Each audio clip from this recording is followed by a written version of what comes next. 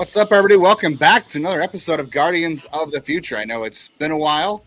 Guardians things have been a little bit crazy, and as I always say, hosting two podcasts tends to be a lot of work. I've had lots of plans to get back on here and record things because a lot has happened, but it just hasn't worked out where I've been able to do it. But I'm glad to be back now a week after most of the minor league season has ended, and I'm glad to be back with Captains broadcasters Logan Potosky and Tyler Danburg. From this year, we're celebrating a Captains championship. And even championship or not, was still an exciting year. Still a lot to talk about in Lake County this year. But the championship really is the cherry on the sundae. But thanks for being on here with me, guys. This is going to be exciting to kind of look back. You guys were just saying it's already been a week. I can't believe it's been a week since you guys clinched the title. Yeah, thanks for having us, Justin. Really appreciate it, and appreciate you and all of your constant coverage of the Captains and the system, and looking forward to what we got in store here. Yeah, Justin, this was a bad idea on my part. I echo what Logan was saying.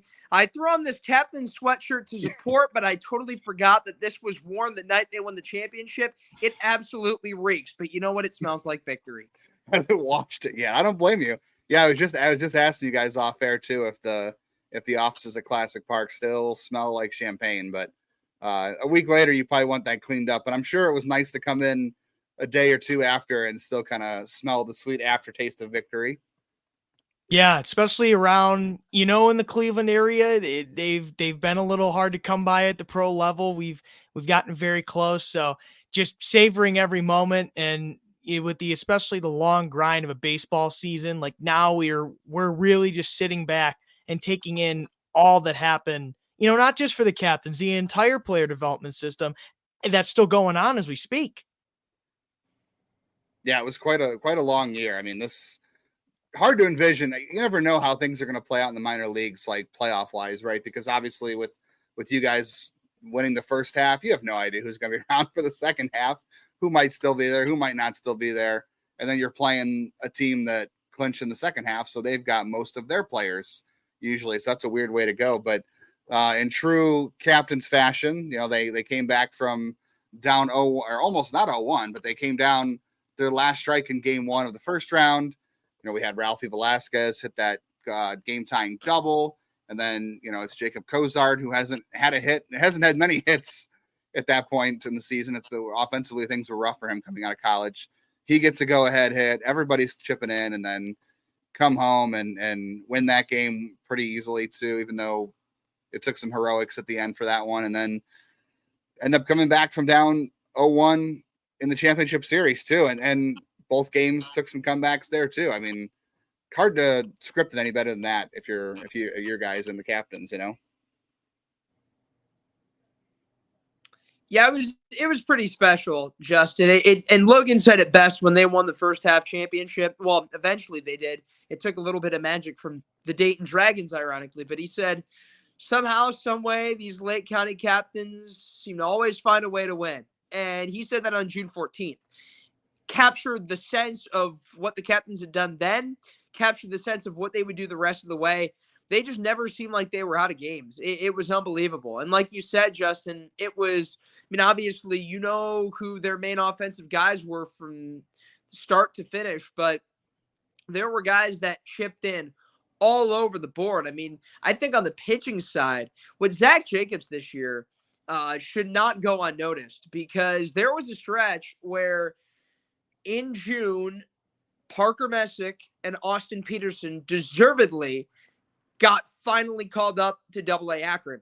And they had earned it. They had deserved it. But then that left a hole because they weren't able to get anybody up from Lynchburg at that time. And they had to have Zach Jacobs make a spot start against South Bend. Zach Jacobs then goes 5 innings of one-hit ball. That performance in Jacobs alone exemplifies everything you need to know about the 2024 Lake County Captains. People stepped up in spots that they probably had never even been in before, and they stepped up to the plate and delivered. And Jonah Advinko, you're talking about guys that stepped up in this run. His offense got better as the season went on, but I remember we were talking to him after, I think it was game 2 of the Wisconsin series, the championship series, and he hit that home run. And it was like, I've never done this before. I've never hit a home run to tie a game like that, like he did to in a championship game like that. So you're absolutely right. Like guys you just didn't see stepping up, and guys that were up and down the roster stepping up. It was really cool for him. You could tell just talking to him after the game, he had not had a ton of experience, like interview wise, and didn't really know, like he said, he didn't have experience just kind of being in that spot as far as being the hero of the game in a playoff game like that. You could tell that was all really new for him, which is really cool to be a part of, I would say, on our end of things, but also cool to see, like you said, that was what Lake County did all year long. It was just finding ways to win and guys you just don't expect to do it, or when it's not somebody doing it, it's somebody else down the lineup. Exactly. Yeah. And, it just echoes the type of depth that Lake County had this year. I think a total of, was it 11 players, I think, promoted from Lake County to Akron. And just especially in those later stages, players stepping up when it mattered most. You talk about Jonah Advincula. What a fun story. Great kid, great family, and a great journey he had. He started his college career at Division III University of Redlands. And then he talked to us about how he made his way into the West Coast League, played for the Corvallis Knights. We had another Corvallis Knight join our team at some point later in the year. I think we'll talk about him in a bit. But for Jonah, then I believe he told us it was through there, that's how Washington State was able to get a look at him and say, hey, we think you have what it takes. He plays in Division I, has a 20 double, 20 steal season for Washington State, and he makes his way here. And he had been consistently good throughout the year, getting on base, stealing a whole bunch of bases, a great glove on defense. But that power bat coming up huge in much needed situations was great. And I think another great, player playing to that type of billing that he has had throughout his career was Jake Fox. I think in the regular season, first half was a bit of a rough start.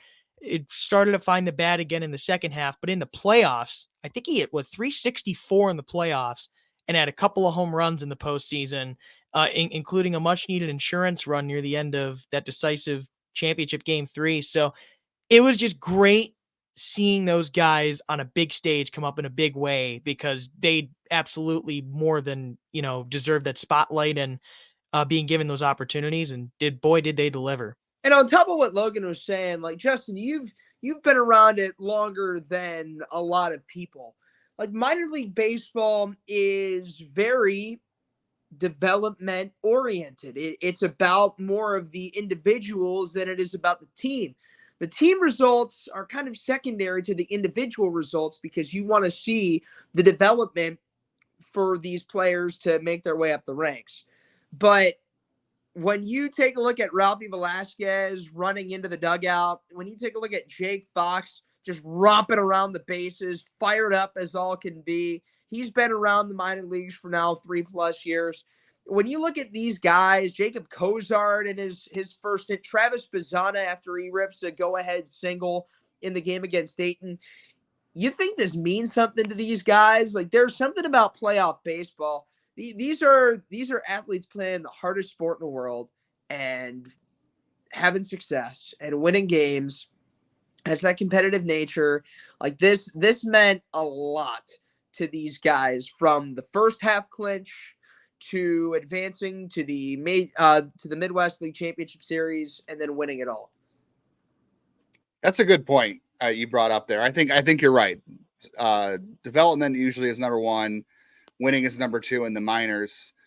Guys want to move up in the system, but I think you make a good point here too, because it's kind of twofold. I think the ability to play in playoff games helps these guys lock in a little bit, so they are playing in high pressure games that do mean something to everybody. Because I think the thing people forget too about athletes, or they just aren't aware, if you don't ever interview athletes, you're not really aware of this if you're just watching all the time, is that these guys get to the professional level for a reason, because they are competitive as all heck. Like, you don't just get to the professional level of any sport without wanting to win everything and putting, there are guys that get into pro sports. Like, my other reference was like Johnny Manziel. Like, those kind of things happen. Sometimes you can out talent things, but it always shows up in the end. Like, he got washed out of the league for a reason, right?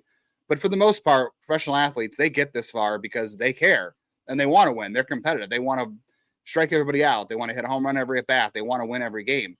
That's how you get to the major leagues. That's how you get to be a professional athlete. So, you might say like, yeah, winning is secondary in the minors, but these guys are playing 120, 110 games a season. They start, and they're on Arizona in February, and they're out in Arizona, now in November to work on stuff too. These guys put a long season in to do this. So they want their efforts rewarded in, promotions, but also winning. They want to show that what they're doing is helping the team win, because that shows the organization what they're doing is working to help their development plan. But the second thing I think it also does, and I mentioned this on Lockdown Guardians, is I think it helps bring your system together. Like if you look at Bo Naylor as an example, learning Spanish to help communicate with his pitchers and just his teammates in general. I don't think a guy does that if he doesn't care about his teammates. Like, and then you've got, Stephen Kwan and Brian Rocchio and Bo Naylor and John Kenzie Noel and Tanner Bybee and Cade Smith. All these guys are coming up in the system together, and Gavin Williams. They're all playing together at Lake County and Akron and Columbus. They're building a camaraderie together.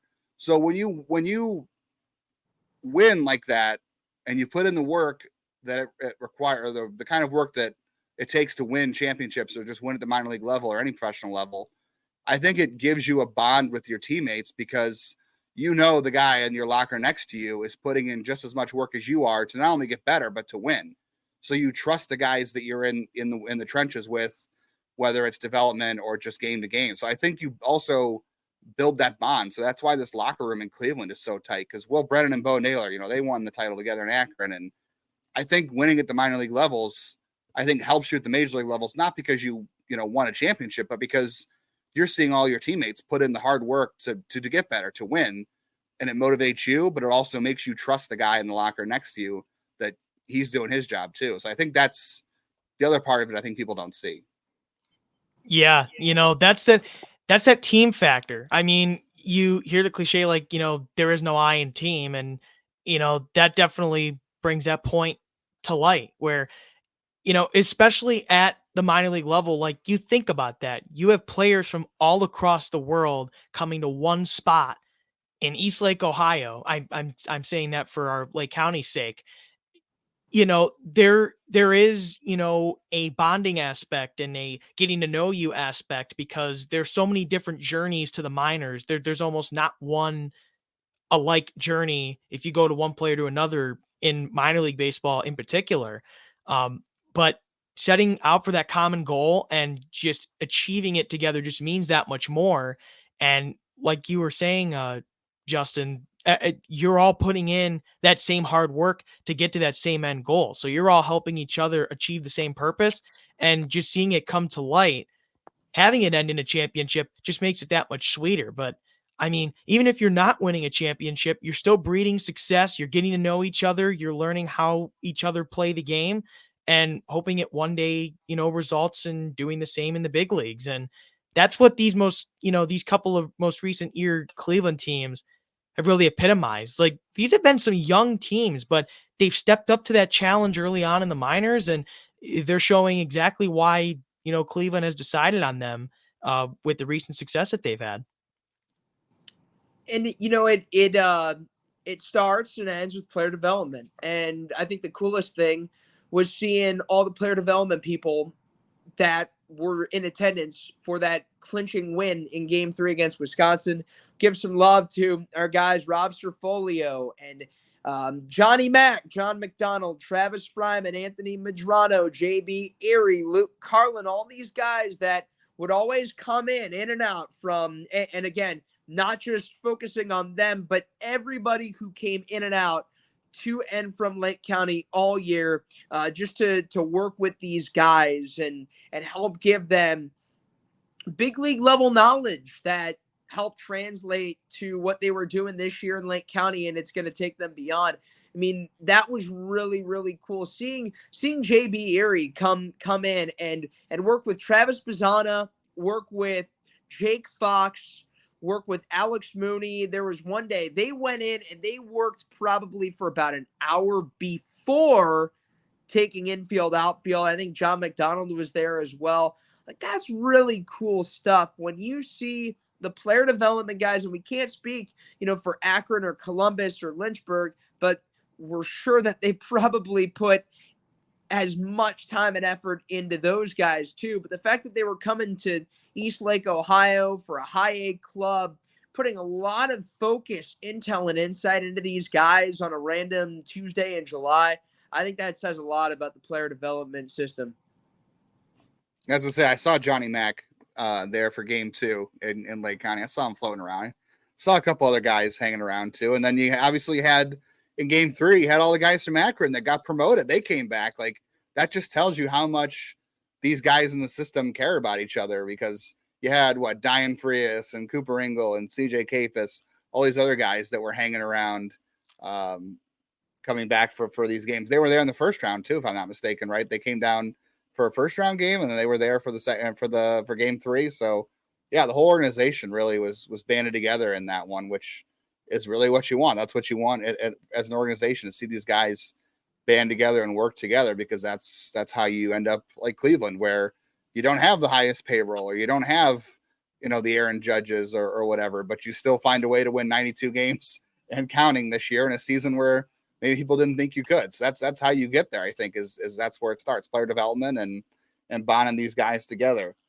Let's look at the offense here real quick. We can probably look at both sides. Maybe we should look at pitching, because I think pitching is the most interesting story this year. You start off with Austin Peterson, who obviously had a fantastic year, and Parker Messick, who was good a year ago and was back this year. And those guys probably should have been in Akron long before they were. And Trenton Denholm too. He was promoted later than the other two. But those are two pitchers that were here a year ago, and a third that was new but older, that really dominated every start out and should have been in Akron to begin with. And so they're not there for the second half. Those guys had fantastic seasons and, got the accolades they deserve because of those seasons. But they weren't there in the second half. But you have, Tugboat comes along, which is a lot of fun. And that's more than just a great story. The big strikeout game, the nickname. Every time out, that guy's giving you 5 or 6 innings, 2 runs or less. Like, you just know what you're going to get out of him. And as far as, the future goes, we'll see how that fastball plays, I think, against upper level competition, if deception and the unique angle of it is enough to make up for the velocity. But you also have, Dylan DeLucia comes up at the end of the year, guy coming off Tommy John, and he's starting in 2 pivotal games in the playoffs. Carter Spivey, who didn't really get a lot of run during the year, was consistent. And then Rorik Maltrude, who I know he didn't have a great final part of the season, but still made some really important starts for the team down the stretch, for a team that lost 3 really good pitchers. So you bump up 3 pitchers that probably deserved to be in Akron long before they got there, but you also brought along 3 pitchers that I think DeLucia's got a bright future. Tugboat, I think, does too, to a certain extent, depending on how things go. And then, Spivey and Maltrude both are really good stories, because they're undrafted guys who have pitched well enough to stay in the organization's plans in terms of getting innings when it matters. Yeah, and I really think pitching was the foundation. Obviously, the offense played more than its part as well during the season, but I think the pitching staff was really the foundation of this team's success. If you can limit opposing offenses as much as they did, that lets your offense kind of go up there and let it rip. And boy, did they this year. I think that goes back to pitching coach Kevin Erminio, pitching coordinator Caleb Longshore, and the entire coaching staff side of the pitching group, because that staff changed a lot for Lake County this year, but they were able to more than step up to the task. I mean, I have to tell you, seeing 87 strikeouts to 6 walks for Austin Peterson in 85 innings. I mean, that's like playing MLB The Show, to be quite honest. Him, Parker Messick, Trenton Denholm, Carter Spivey, Tugboat, obviously too. Just the command of the strike zone that this pitching staff had, it's one of the best I've seen in person. It wasn't nearly as often as you usually might see with a staff where you're getting a lot of 4-pitch walks or anything like that. They were pounding the strike zone early and often, and they were setting up a lot of great outs. Plenty of strikeouts for sure. For a guy like Matt Wilkinson to have over 100 after his promotion from single A Lynchburg, but a lot of contact outs too. a guy like Trenton Denholm, like he had a start this year where, what was it, 8 in the third innings, he didn't throw a single strikeout, but he was getting the outs that he needed. And that's just what this pitching staff was doing so many times this year. And it was just great to see them, come up in a big way. And when you look at Spivey and Maltrud too, Justin and Logan, I think the biggest things for them that helped elevate their game and made them swim, not sink in their first year of high A baseball is that they added pitches. Carter Spivey added a cutter. And that was a big, big boost for his arsenal because he also throws the sweeper. He's got the change in the four-seamer. Rourke Maltrud started to factor in a changeup as well, which is ultimately, especially for a righty against left-hand hitters, that's become a must. And then my one big takeaway from Matt Wilkinson's season, Tugboat's not a threat anymore. Matt Wilkinson is a threat. He pitched high leverage innings, high leverage starts. And you know what, too? He walked to the dugout after pitching the start of his life, probably his last 3 starts, and he wasn't satisfied. He went 5 2/3 innings against Dayton at Day-Hour Ballpark in front of 8,300 fans, probably the most he's pitched in front of between Central Arizona Junior College, the Cape Cod Baseball League, and anything in single A and high A coming into that. Probably his start when there were 7,300 at Classic Auto Group Park in late May. That was probably the only one that could rival it. But he walked out to the dugout and he was upset as all can be because he wasn't able to finish things off and get that quality start. But my goodness, he pitched his tail off that night. He pitched his tail off, going the longest he has ever gone against Wisconsin in the Midwest League Championship Series. That guy left it all out on the mound. He did. I think, the performance is one thing. My favorite takeaway from the season for Tugboat is he never changed who he was. I got a chance to talk to him one point after the promotion, obviously. And I was like, man, how have you handled all this attention? He obviously had the big strikeout in the game in Lynchburg, and it kind of made him an overnight success. And he's followed up with a lot of good performances. Obviously, it's hard to touch that ever again. But he didn't change. He said, that's great. People are calling me, they want to talk to me, whatever. I'm just going to go out there and do what I do and what he's always done.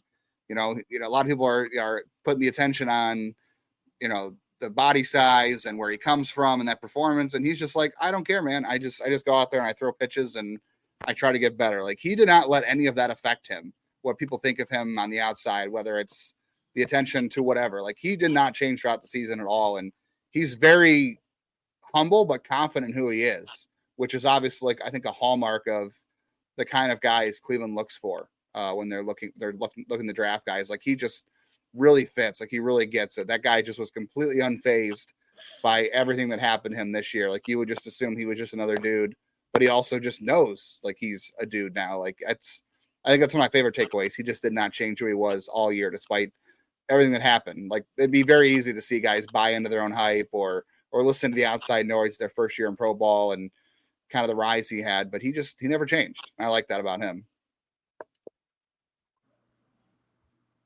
Yeah, that's the best thing. And you know what I loved about him is that one of the first things he'll tell you is that he doesn't have the best stuff.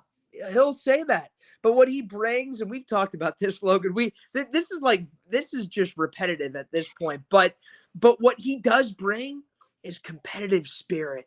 I mean, he's got so much competition in his blood, and that's what he brings. I mean, there was a stretch, he'd allowed guys in scoring position, but they would not get home. They would not have a chance to score. I mean, that's just what he brings to the table. It's a lot of fun. Yeah, I mean, when we first got word that, hey, Matt's going to be joining us, I mean, I actually reached out to Jason Pro with Single A Lynchburg. By the way, shout out Jason. I know he's been on here and a handful of times, friend of show. We can't thank him enough for all of his help, talking to us about guys that he's seen and them making their way up to here. He just said to me, I asked him hey, what's something I should know about, Matt that, you've been around him for a while, gotten to see him play. How would you describe him? And what he said to me, I just said, if there's one thing that fans should know about him, that comes to mind for you, what would it be? He said, I think I'd probably say that you're not going to see anyone have more fun on the mound and just enjoy the game of baseball. He might be the tugboat, but he's slide stepping, jazz squaring, spinning, and just having fun. And that couldn't summarize him any better. And I feel like everyone was just waiting for this to happen, and it finally did. If you've ever been to Classic Auto Group Park, especially this year, we just made that boat that can drive. He sat in the driver's seat for a couple of pictures and a little bit of video after winning the title. That's just, I mean, you've got to frame that and put it everywhere. I'm sure he's going to also. Yeah, the marketing opportunities were just too good not to have him there. You guys had the Between Two Boats segment when he came up. Yeah, that was like the perfect fit, and you guys ran with it and took advantage of everything you could, which I don't blame you. That was the perfect opportunity. And that was a great way to cap it too, with him driving the boat too at the end, and all the guys just being able to drive that boat after the championship. That was fantastic. Even Omir getting to drive. I think Omir was driving the boat in one of the videos too. So everybody had their fun with that. I'm going to say, let's look at the offense a little bit too. We can come back around to pitching. I know, Tyler, you had mentioned Zach Jacobs earlier. I know Travis Bazzana obviously is going to get all the fanfare with the name, number one pick, being Australian. I'm going to say in the games I saw this year in person, the two best players, position player wise, I saw on the field this year were, one, Walker Jenkins was, I think, on there, and number two, Angel Hanau. Of all the games I saw at Classic Auto Group Park this year, I think those are the two best offensive players. The two best players. Well, I don't know. I will say Jenkins maybe struggled in the outfield a little bit. So I don't know. Defensively, we'll see. Maybe a work in progress. But I think those are the two best offensive players. And that includes, again, Bazzana. And that includes CJ Kafis had a great first half run. And that includes Cooper Engel, who was, the MVP of the Midwest. Like, no big deal. But I don't know, man. It's hard to overlook what Hanau did. And I mentioned Walker Jenkins, but I think Hanau is right up there. People think Walker Jenkins is one of the best 5 prospects in baseball or whatever. And I'm not saying Hanau is top 5 in all of baseball, but he's a top prospect. And I think he is one of the 2 or 3 best players that was at Classic Auto Group Park this year. Yeah. I think just seeing him crack the top 100 for MLB Pipeline by the end of the year, that was very great to see. And like you're saying, so well deserved. I said this a couple times watching him this year. I was just saying that at 20 years old, Angel Hanau, a special talent, and he's must watch. And he just has a smile that'll brighten up a baseball field. And he just does kind of, just about anything you could ask for in a ball player. Switch hitter, great glove in the middle infield. He can steal you plenty of bases. And I think the power is going to come. He did have double-digit homers across Lynchburg and Lake County, but he's a doubles machine. Tyler found a great stat for the Cleveland minor leaguers in doubles. I'll have him share that, when he's talking about him too. But he's just a versatile player, great personality, great guy to be around, and just an excellent ball player at such a young age too. He has such a bright future, and I really can't wait to see where it takes him. I think he's got a very bright future ahead, and he's still developing. That's the great thing about it. He's still so young. He's in high A, and he's got plenty of time to add even more to his game than he already has. Because this year, I'd have to double check through the end of the AAA season, but through the end of our season, only minor leaguer with at least a 330 average, 50 extra base hits, and 25 steals. And that was across Lynchburg and Lake County. The only major leaguer to do that was some guy named Bobby Witt Jr. I think you guys might have heard of him a time or two. It's good company to be in. Oh, no doubt. No doubt. I mean, with Hanau, he just brought everything to the table. He led the Cleveland farm system in hits, and he just got on base.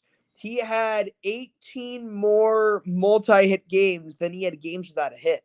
The guy was a machine. Now, I want to ask you guys this. Do you see any former Cleveland minor leaguers or major leaguers in Angel Hanau?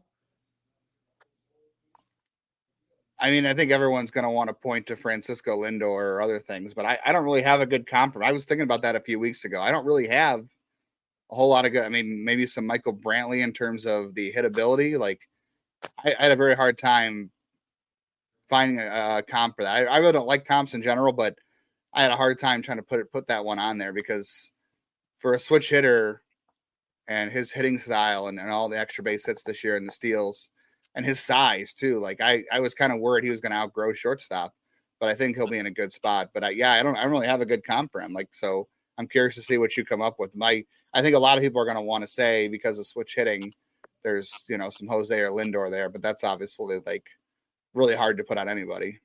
Lindor was kind of who I went to first. And I mean, he did play for Lake County too, so I couldn't help but think of that as well. But I'd probably say, I mean, at least for right now, given, how long Francisco's been in the bigs, he's had that power develop a lot more. And I think that can come for Angel. But just thinking for him, it was cool. Like he's played on a big stage pretty early on. Like, back in 2017, he was repping the Dominican Republic in the Little League World Series, and he was asked, "Hey, do you think you can get a hit off of Carlos Martinez?" He's like, "Yeah." And the other way around, he's like, "Well, do you think you could strike him out?" Now, pitcher is a hitter, but still, he's like, "Yeah, I would throw him 3 straight curveballs and strike him out." So, it's cool to see that humble confidence and everything there. And Lindor was the first to come to mind, but Tyler, I'm curious if you have anybody else. Well, I had Lindor in mind right out of the chute. Now, that is a lot to put on a guy, especially 20 years old. But you brought up on a broadcast, I believe it was in the middle of August, you said Angel Martinez. And I think that is another playable comparison between Angel and Hanal. But I think, too, Hanal is also his own player. I think his glove and his arm especially improved as he made his way through Lake County. The guy's got a big arm. There's no doubt about it. But it was the accuracy right out of the chute that stuck out a little bit. But there were a couple of big throws he had in prime moments in the postseason, like that 3-6-1 double play to keep the game scoreless in game 3. Dylan DeLucia fired up as can be, and Hanal just made an absolute rifle on target to DeLucia. I think that's going to be another aspect of his game that just continues to develop, because we all know that the bat, the contact is there. It's the arm and then the power that can really turn him into a wonderkind of a talent, especially at 20 years old and 4+ years now of minor league experience. Yeah, I mean, nobody thought when these guys came through Lake County, Jose and Lindor, nobody was sitting there saying, well, these guys are future 20, 30 home run hitters. Like, nobody thought that. For as good as we thought Lindor was going to be, and for being the first level, I mean, Mahoning Valley saw him first, but for being the first level, it was like, okay, this Jose Ramirez is legit. Who is this kid? For anybody who thought he was going to be as good as he is, like, nobody thought 30 home runs. So you're right. The power is a big thing that can develop. And look what he did in the postseason. He had, at least 2 or 3 doubles that were left center field that were smoked. I mean, he hammered those balls, and they were opposite field. So I think when he learns, like, yeah, he has the power to hit the ball hard the other way, but I think when he learns how to maybe try to pull those balls, get out in front and turn on those, that's where you'll see some more power develop. And the defense is absolutely a good point too. I would say right now, I was just kind of looking over the rosters. Gabriel Arias obviously is no longer a prospect because he's graduated, prospect status, but I would say now, and you guys can maybe have a different answer than I do, but I think Hanal, arm strength wise, among infielders, is right up there with Gabriel Arias. I mean, Gabriel Arias has like a 70, 80 grade arm. So maybe Hanal is not quite 70 or 80, but I think he is like right behind him in terms of how good the quality of the arm strength is. And you don't see it every night because, to your point, the accuracy is so good. To me, it's his timing, and it's like the whole internal body clock you see. I think he knows when he has to fire it, and I think he knows when he doesn't have to. So you don't see it every night from him, but he knows when it's in there. He knows when to use it, and that's something you don't see in a lot of young players. Like, you see them always trying to go out and fire the ball all the time. He has a really good feel for what the runner and just the defensive situation when he needs to use that arm. The range, everything else, we'll see how he ends up with that in the future. But yeah, the body clock is in there, and that's the only thing Omer Santos said at the end of the year too. I'm like, he wasn't in the middle of like driving in the runs, but he was the guy getting on base and scoring the runs in the postseason because he was hitting everything and he was taking walks. But Omier said he is like the most mature kid ever. You wouldn't believe he's 20 years old because physically he doesn't look 20. But Omier said maturity wise, he is extremely, extremely advanced for being 20 years old. So I think all those things play into what you saw from him this year, at least from my perspective.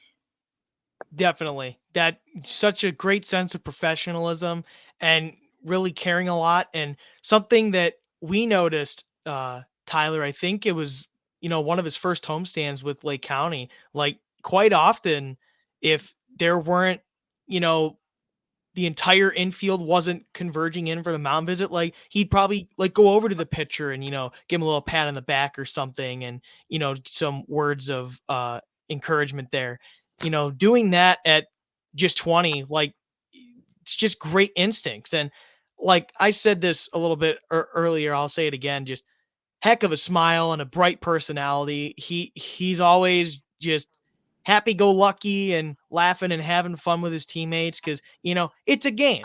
Baseball is a kid's game. It's the toughest sport in the world. It's everything in between, and he just loves it and is embracing it every day that we saw him there. I can't wait to see what's in store for him.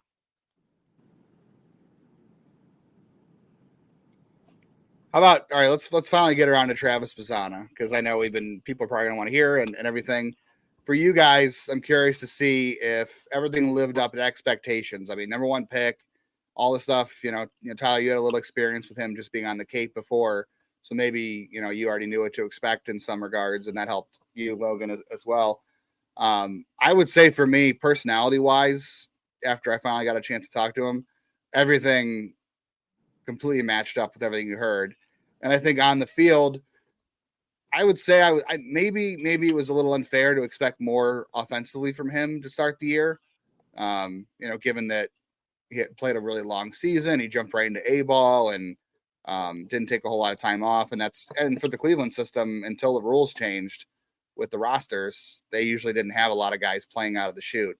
But he wanted to play, and it took him a little bit to settle in, but you could see he finally started to get comfortable offensively in terms of what he was seeing, tracking pitches, started to drive the ball a little bit more. He looked more comfortable in the box.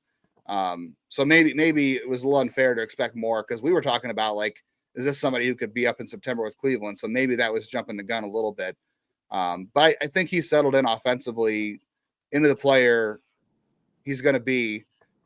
And maybe after some unfair expectations on him, but I would say off the field too, or just talking to him about his mindset and everything, like that was way far and beyond what I expected. I mean, I expected a lot just from what you heard, but I think he even surpassed those expectations. Travis Bazzana as a human being exceeds every expectation from what you hear about him. And I had never met him on the Cape. I can tell you for a fact, it's a lot more fun to be broadcasting when he plays for the team that you broadcast for compared to when you're broadcasting against him.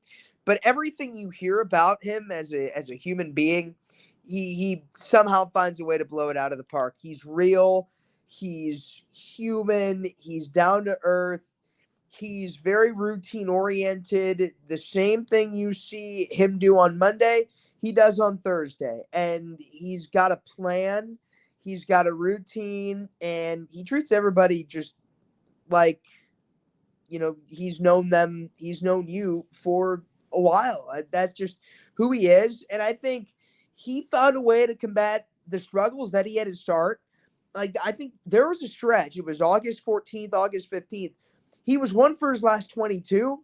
He was still on a 10-game on base streak. So he found ways to get on base. He was constantly working. He was doing extra work. He was doing extra grounders, extra defensive drills.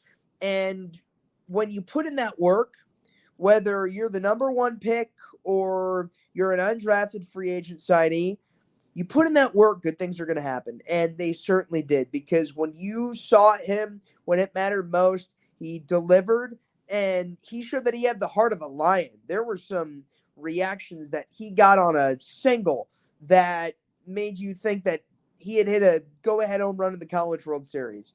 He plays like every game's Game 7. Yeah, his work ethic is off the charts. I mean, even just like after games. Like, I mean, what? I think it was like the first day that he was fully at home, his debut got suspended, and, we're just in the clubhouse and just checking in on things. And, he like has his post game meal, and he's like scrolling through like charts and charts of a bunch of like different looking strike zones and stuff, looking at these, analytics and looking into things and tendencies and what he can do to, improve his game and be on the lookout for. Just little things like that are just truly remarkable. And embracing all of the different metrics and everything. Like he had looked at some analytics in college. He's had even more since joining us in Lake County, and just doing everything he can to get an edge and know what to be on the lookout for. But that human side is, like you said, Tyler, absolutely remarkable and incredible. His first day here sums it up, I think, for me, the best. I mean, his home debut, it's kind of a rainy looking night to begin with. So we're like, well, okay, it's probably going to come. We don't know how much of this game we're going to get in. We get through the first inning, one pitch in the top of the second, it just downpours and doesn't stop for a while, and game gets suspended. We had to pick it up the next day. Everybody is just getting away from the rain, back to the clubhouse. All right, we're coming in tomorrow, finishing this up, playing two. This guy is far and away the last one to leave. At least an hour, probably 90 minutes. First base side, every single fan, pictures, autographs, just making small talk and just seeing what the community's like. Something like that from a kid who's just off of playing college baseball, such a long, arduous season as that is, it's just so great to see. It was an absolute pleasure to see. And on a day-to-day basis too, just making time for fans after so many games. He'd usually be about the last one to get into the clubhouse, signing for fans, taking pictures, and just taking the time to, make their day and chat with them and thank them for coming. And then on the field, it was great to see. Like, he had, had college postseason experience as it is, but now making his way into a pro postseason. What does he do? I believe he hit over 315 in our postseason, and he came up with some big hits. That what turned to be a decisive game two in the Midwest League East Division Championship Series. Captains put up three in the bottom of the sixth, and the last one of those three broke a 4-4 tie. It's an RBI single opposite way, and he was grabbing that bat so hard, and he just screamed and hopped his way to first base, just skipping around like a kid in a candy store, and fired up, like you said, Tyler, like a lion, because he knew what that meant to the team and everybody else. The pitching went the rest of the way and shut the door to win the East Division. And then in that game three in Midwest League Championship Series, Wisconsin, they had a 3-run top of the eighth. They made things interesting, but what wraps up a 3-run bottom of the eighth for Lake County? It's another RBI single from Travis Bazzana. So he came up big in big moments, just like you'd expect the number one pick to do on the field, off the field. He's truly everything that we could have expected. Yeah, it's a guy who definitely rises to the occasion. You're absolutely right. He was signing, and you were talking earlier about guys from different walks of life and just being in Eastlake. And I'm like thinking, yeah, Travis Bazzana, he's been, he's a long way from home at this point. He's been in Corvallis for a couple of years, and he's been out, in Massachusetts in the Cape Cod League and all that stuff. And here he is in Eastlake, Ohio, probably never been to Ohio before, right? Like he's been up and down the West Coast. He's, from Australia, been to the East Coast a little bit. So here he comes in a whole new environment, whole new community. And that's such an overlooked part too, that you brought up earlier, that a lot of these guys, like, especially for the Dominican guys, but, Travis is a long way from home too, to come in here and be, either in Lynchburg and, in Lake County and Eastlake. Like, those are very different environments from where all these guys come from. So to get used to that and on top of doing everything else is probably something most of us probably couldn't handle, and then go out and do the rest of that. But he acclimated himself very well. And I think you said he's, rises the occasion and exceeds expectations in every which way. So no surprises there from Travis at all. And I think a good season overall based on expectations coming in.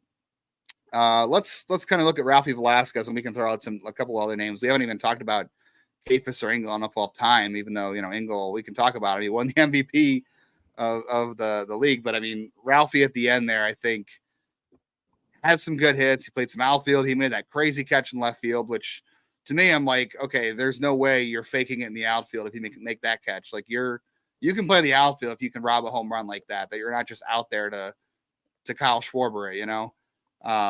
Offensively though, I think that home run in game 3 was so big for him and for obviously for the team.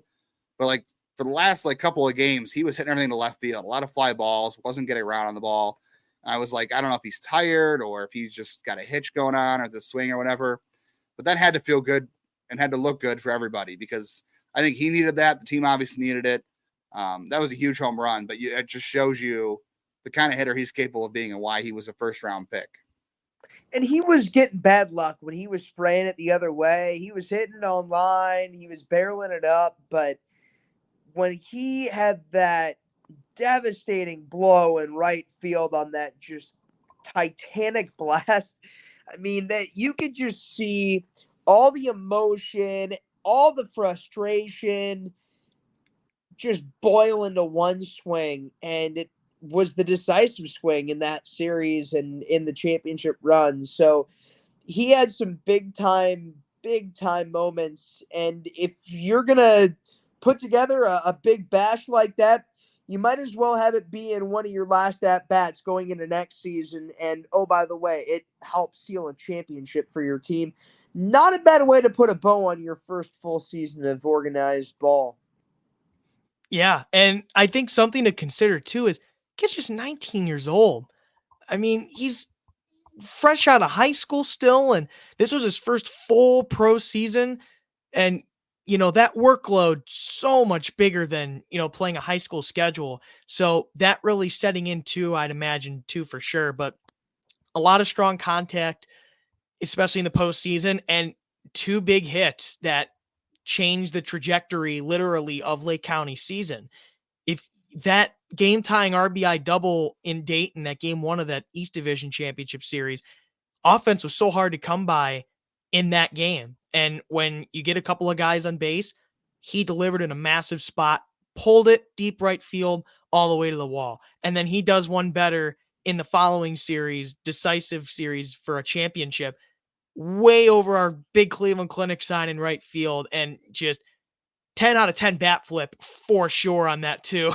And, I think even some people you see on the video, he's like kind of pointing to the crowd and he's like, Omir's on third base, he tries to give him a high five and he doesn't quite hit him, but he's just kind of pointing to the crowd.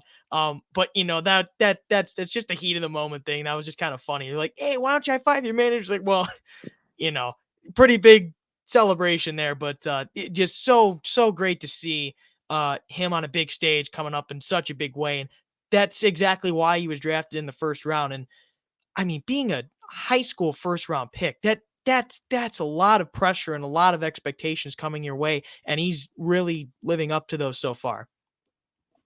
Yeah, and he made the futures game right out of high school too. That's a good point. He was in the futures game this year too. So that says a lot. And I think he said after the game, I was watching one of the interviews, I think he said he blacked out going around the bases. I didn't remember it. So it's probably why he missed Omir at third base. That'll do it. So that makes a lot of sense. Yeah.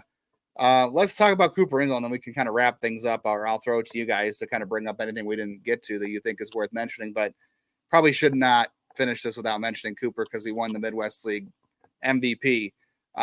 That's a guy offensively. I know he had a good reputation in college as an offensive player, but I don't think I expected that from him in his first year in the minors, or at least his first full season. He was a little bit last year too. Guy who also, battled some injuries this year too. There was a stretch there where he was dealing with a shoulder issue and was, having a hard time throwing. I don't know how that was affecting his hitting, but you couldn't tell the hitting part of it, like it was affecting him. But just seemed like he had great command of the strike zone, and as a hitter, more power than I would have expected coming out of college. I know he hit the ball hard in college, but was not like a power hitter. But a guy who just looks like he's a tough at bat for everybody. He gets to Akron.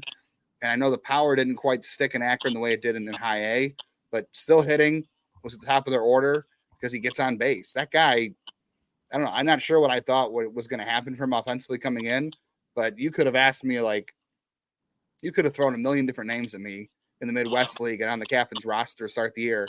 Hey, could this guy win the Midwest League MVP? I don't know if Cooper Ingle was like going to be one of my top 20 answers, to be honest.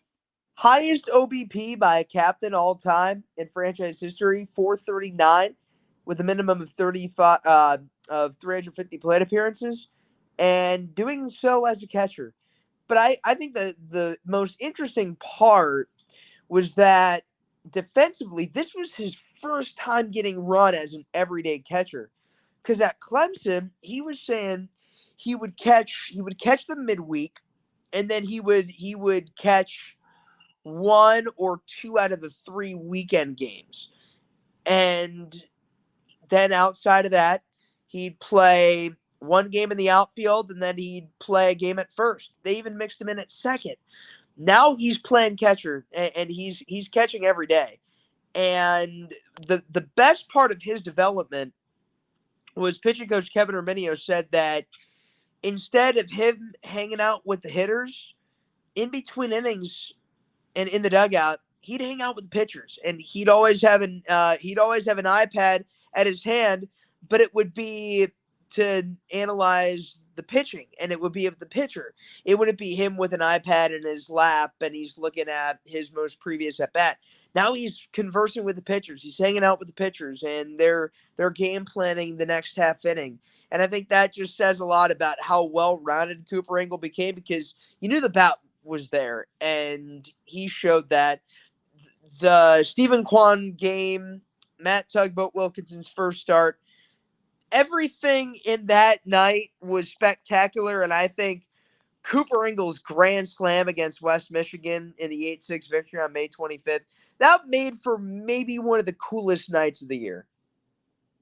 Yeah, you had a near sellout crowd there, and captains taking a lead after, yes, Stephen Kwan hitting a home run. I don't know if any of us had that on our bingo card this year, and happy to see him tonight hit a home run for Cleveland, back from the injured list. But then captains falling again in terms of score shortly after that, and then Ingle takes a lead back for good with a grand slam. That was one of the best moments of the season, definitely.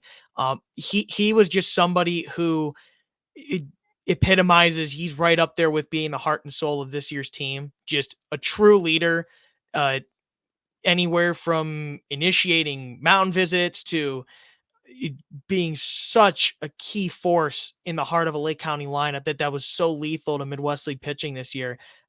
What really, for me, caught my eye, particularly from a catcher, you know, the athleticism that Ingle has shown, but also too, just the plate discipline. I mean, not often was he chasing stuff way and away out of the strike zone, and just he would take counts deep and just hone in on good pitches to hit. And more often than not, he's hitting you a solid line drive. And it's something that he kind of talked about, is like his approach. I think this was actually with your podcast, Justin, a while back, like being more so of a line drive hitter first. Like the power will come with it eventually.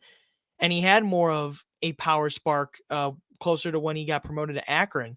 But last year, seeing him come in, just seeing that, we had Jacob Kozart come here as a second round pick. Ingle was a fourth round pick and still immediately assigned to Lake County last year. I'm like, wow, I don't know how often this happens. Mind you, it was my first time being the main broadcaster for the team, but I saw exactly why quickly. Solid average, and his on base percentage, I think it was about 17 games or so. It was 46.4%. I'm like, wow, this guy is a knack just at the plate offensively as a catcher. And I actually got to do a little pregame interview with him prior to a game this year. And he said what he's just trying to do is, just stick to his routine, stick to his plans, and, getting away from that stereotype of, a catcher is just supposed to be a defensive backstop and probably closer to the bottom of the lineup and more of a clubhouse guy. Like, he was saying, no, like, you want to be a well-rounded athlete. You want to do everything you possibly can to be as versatile as you can as a catcher. And he more than certainly did that this year, and more than well deserved as a Midwest League MVP. And another bright future. So many bright futures ahead for this captain squad this year, and Cooper included as well. Wishing him all the best. Yeah, it was a fun year. That was the Grand Slam run. I remember that him hitting that, and that was a great moment. That game was crazy. And I remember that day just because that was the day Stephen Kwan was there. I remember we were in the dugout talking to Stephen Kwan before the game. We asked him how he felt about Travis Bazzana, and then 4 months later, Travis Bazzana's here. So I'm like, I love how full circle that went. That was like how many things happened throughout the season. All right, so before we kind of close things, I got one more question I want to ask both of you. But before I get to that question, anything else we didn't get to? Players, moments, anything you guys saw this year that we didn't bring up, we didn't get to? Do you think is worth mentioning? Well, I think Logan's got to mention this because Lake County made history on the field. We know that, but there's somebody in our organization who made history off the field. Logan? That's right. Jen Yorko, our general manager, first Midwest League general manager, female general manager to win a championship. There have been a very, very select few across all of minor league baseball to achieve the feat. I think from what I saw, I think somebody, the Modesto Nuts, I think maybe a couple of years from what I believe saw, and I think maybe one, might have been with Kinston a while back. I'd have to double check, but again, first female GM in Midwest League history to take home a championship. Absolute pleasure to see, and just a credit to the entire front office and everything that they did for us. And I, can't express it enough. And even in the clubhouse when we won our championship, one of the first people to talk about this was Travis Bazzana. Omir Santos, what a job he's done over these past 2 years sailing this ship, keeping everybody together in line, great chemistry, and it just an absolute pleasure to work with, and just a great part of this organization for sure. You talk about pulse. I think pulse is such a big thing you have to have nowadays as a major league manager. Omir Santos has pulse. Now, granted, he was a big league backstop, and he was a long time minor league journeyman. He has seen it all. He's seen it everywhere. He's bilingual. He comes from Bayamon, Puerto Rico. He knows how to relate to guys regardless of what your walk of life is. And he's got such a low key way of doing it too. He's very laid back. He's very, he's very calm and collected and composed. And he also can, he can get fired up. It takes a lot, but he can get fired up. He's not going to be afraid to speak his mind with umpires, and he's going to do it for his guys. And he'll let his personality show a little bit. And I think that's such a really good thing to have. I mean, whether he wants to be a big league manager one day, maybe he wants to be a big league assistant or staffer. I think Omir Santos is gonna make a major league organization happy at some point if that's the route he wants to go, because he can relate to a lot of different guys. He can pretty much relate to any guy because that's so important. We've seen that with Stephen Vogt. You need a guy that's gonna be relatable, and a guy that is not gonna have a bad day in the clubhouse. And pulse is a big thing. Omir has it. Yeah, I agree. Very, very low key, laid back guy who, you got to be able to relate to the players. The bilingual thing is huge. Ex catcher, he does kind of check all those boxes. So I agree. I think he'll be a good one. All right, one more question for both you guys. You guys got to call the championship game. Obviously, that was huge, and a lot of big moments throughout the year. You guys got to call Travis Bazzana's first home run, being there in general. How much did you guys kind of have to think about it, or did you not think about it in terms of these big calls? Travis Bazzana's home run, the championship, all that stuff. How much, because you guys are early in your broadcasting careers too, how much are you thinking about it, and how much are you trying to not think about it to make sure you're reacting organically and it just comes naturally? Because that's a hard thing to do for any broadcaster, but especially at your guys' point in your career. Yeah, there is kind of a fine line, just because you're telling a story, and you're writing a story, having it unfold. So there's obviously some ideas in mind, but like I'm thinking too, for instance, the championship. I mentioned, the 14-year voyage is complete. That's kind of something I had in mind, uh, for a little bit, just because I'm thinking, hey, it's been 14 years since we won a championship. But on another end of the spectrum, maybe you don't get that line in because you don't know how it's going to end necessarily. Like that game could have been ended on like a a pitch timer violation or some wild pitch and the guy steals home or something like that, where there isn't that kind of long pause to set up things. Could end with like a walk-off home run or something. But that game ended with a fly ball to center field. That gives you more than enough time to set something up like that. So ideas are certainly there, but when you let the game tell the story and you just call it as you see it, it makes things easier and really just a lot of fun, because you never know what you're going to see on a baseball field, especially in East Lake this year. We saw plenty of just crazy and really fun things. Yeah, going on top of what Logan said, you want to be proactive and you want to prepare a little bit for what you might want to say, just so you have an idea of what to expect. Maybe, Logan had about a 20-minute drive to the ballpark. I was about 25-30 minutes away. So on that drive there, you're thinking about it. Your mind wanders and you're wondering, okay, what if this were to happen in this spot, how might I want to call that? Where might we want to take this as a team? What cues are we getting from our broadcast crew? What are we going to see on our monitor from director Alex Biedenbach, Ronnie Balcom, RJ Christopher, Stevie Dell, Melissa St. Clair, Brandon Ortiz, etc. And how are we going to take this moment? And usually, sometimes you come in with nothing because you want to be prepared to not be prepared, and that's the best part. But this was a really special year, and I just got to give a lot of love to my guy Logan over here, because he gave up 2 innings tonight to let a college kid do play-by-play of a minor league game, and for that I'm really grateful. And Justin, it was really awesome to have you a part of this year, because what you do as well. I think people got to realize that this is not your first job.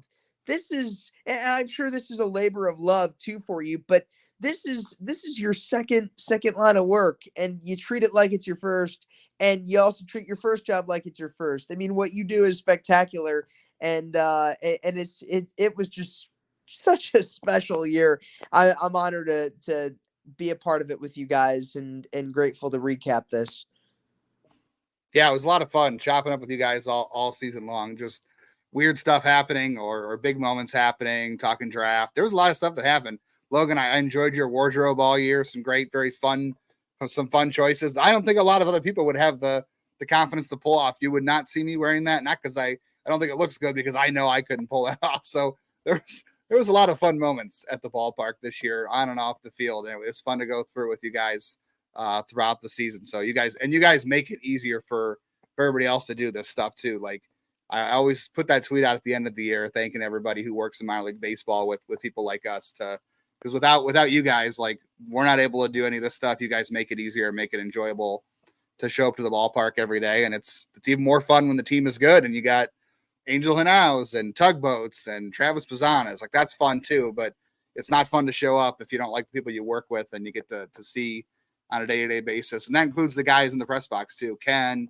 and Mike and everybody else, and Chuck. They make it enjoyable. I mean, I for everybody's safety and their futures, there are conversations in that press box we can not record and not put out on a podcast or anything else, because it just wouldn't be great. But I can tell you a lot of baseball gets talked about in there, and it's a lot of fun, and some stupid things get said too, but it's just a lot of fun, and you learn a lot too being around. That's why I always tell people too, not just because it's fun to be there, but in person, watching a game, covering a game, whether you're scouting or whether you're just covering a game to cover a game, it's you learn a lot by being in person. Like everyone talks about, I can watch this game on MILB TV and learn this, but yeah, you can when you have broadcasters like you guys and video feeds, but it's the stuff that happens off the air and in between games that makes it so valuable. Like there's a lot of things I would not pick up if I wasn't there in person, but it's good. I'm driving 45 minutes one way to get there now, and it used to be 10. So, it's thanks for making it worth my while this year. March 2025, guys, we could be talking, Ralphie and Shurio, who was supposed to be here, Jackson Humphreys, Rafe Schlesinger, Luis Morejo. Have a lot to look forward to next year as well. So I'm hoping to get a chance to do this with you guys again at some point. Yeah, absolutely. So much young talent on the horizon and everything. And again, thank you so much for having us here, Justin. We greatly appreciate it, and all your coverage throughout the year, not just for us, all the system and the Major League Club included. Do greatly appreciate it. All the kind words too. And yeah, hopefully, we could be talking things again and try to go for a repeat here in Lake County. And it's a 1-year voyage. Next year, hopefully, it won't be 14 years out on the sea looking to dock. That'll be a good one. Before we get out of here, why don't you guys plug where they can find you and find any of your work, so everybody listening can come see all the great work you guys do. Sure. Absolutely. For our team, for anything like that, at LC Captains, X and Instagram, I think TikTok too, but myself, if you're watching, you see my name on the screen, I believe, at Logan Potosky, LOGAN POTOSKY, X and Instagram. That's just where I'll be posting everything from there, and then put any of my demo and things like that on YouTube, just my name. Yeah, I echo that sentiment. Tyler Danburg on Twitter and Tyler Danburg on YouTube. If there's anybody that's listening and watching, which I know there are a lot, because frankly, it's great to see people that cover the whole system. There are a handful of people that do it, and we appreciate that. So if you're watching, if you want to tweet at us and tag us your favorite captain's moment or captain's play of the year, feel free and do so, because we'd love to hear your thoughts, because it was a special season and a record-breaking season for the captains. So we'd love to hear your thoughts on that. Absolutely. All right, guys, thanks for joining me. Go Hornets, go Bucks, all that good stuff. Lots to root for in the offseason, and catch you guys again real soon. Thanks, Justin. Absolutely. All right, we'll try to be back again on a regular basis. I always promise I'm going to be back more often, than it's hard to keep up sometimes, but I shouldn't make promises I can't keep. But AFL's coming up. We got some other stuff to talk about in the minors. We'll talk about prospects of the year, different awards. We'll have to talk about George Valera, unfortunately, other stuff like that. So still lots to talk about on the Guardians of the Future. Be back again soon.